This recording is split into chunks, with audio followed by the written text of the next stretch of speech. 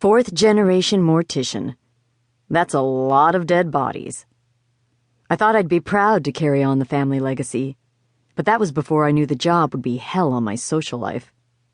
I mean, who wanted to date a woman who drained blood on a regular basis, and whose scent of choice was embalming fluid?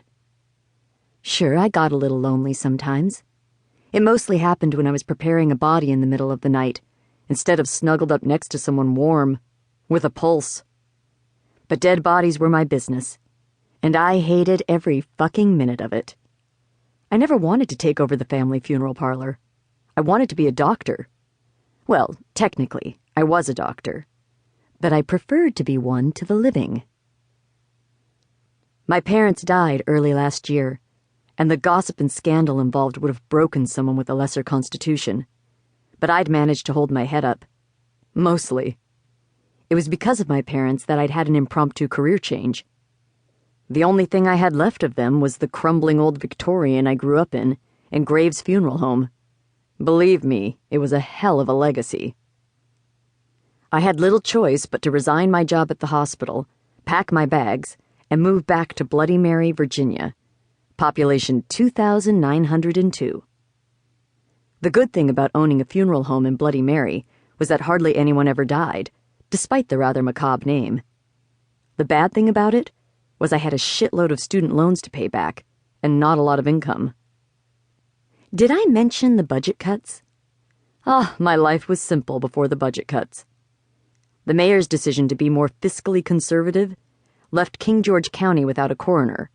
So I, J.J. Graves, in a moment of temporary insanity, volunteered for the job. In all actuality, I was strong-armed into taking the position, out of a sense of duty to the community and the guilt of tarnishing my family's good name. Well, tarnishing it any more than it already was. Which brought me here, alone in my bed in the middle of the night. My bedroom so cold, white puffs of breath clouded above my face every time I exhaled, because I couldn't afford to crank the heater above 65 degrees. My toes wiggled and fought for release beneath the nubby covers I'd tucked under the mattress too tightly, and goosebumps spread across the top of my skull and tightened the skin so much that it felt as if the follicles might snap off. I'd been wide awake for more than an hour, thinking of my family, what was left of my legacy, and how much my life in general sucked. Not for the first time, the thought entered my mind that it wouldn't be so terrible if I just packed a bag and left everything behind me, without a word to anyone. I didn't have any family to worry over my disappearance, no children to leave belongings to. Sure, my friends would miss me for a while, but eventually, the people who'd watched me grow up would only have passing thoughts about that Graves girl whose parents killed themselves. All the while, I would be starting a new life. Hopefully someplace warm. But like I always did, I immediately dismissed the thought. It took more courage than I had to start over and leave everything familiar behind. I needed something in my life besides a half-assed career and a mountain of debt. A man would be nice. A man who'd be willing to have sex would be even better. The chances of that happening were somewhere between -4 and 0. Not because Bloody Mary didn't have its fair share of men, but because I was just picky. Bloody Mary wasn't exactly teeming with single males under the age of 40 who had health insurance and all their own teeth. I huffed out another white puff of breath and rolled over, punching my pillow and clearing my mind of all thoughts that didn't involve counting sheep. I'd had trouble sleeping since I'd moved home.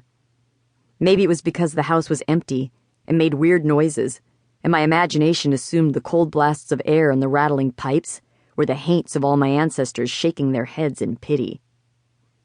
Or maybe it was because the mattress was old and lumpy. Who the hell knew? But I'd learned to function on just a few hours of sleep when I was in medical school, so I was used to having bags under my eyes and skin that looked like it never saw the light of day. The silence of the house smothered me. A heap of decaying wood and rotting shingles that crushed me with the weight of neglect and responsibility. So I burrowed under the covers, searching for peace of mind, and the comfortable spot on the mattress that always seemed to elude me. I'd almost talked myself into getting up and starting a pot of coffee when the phone warbled on the bedside table.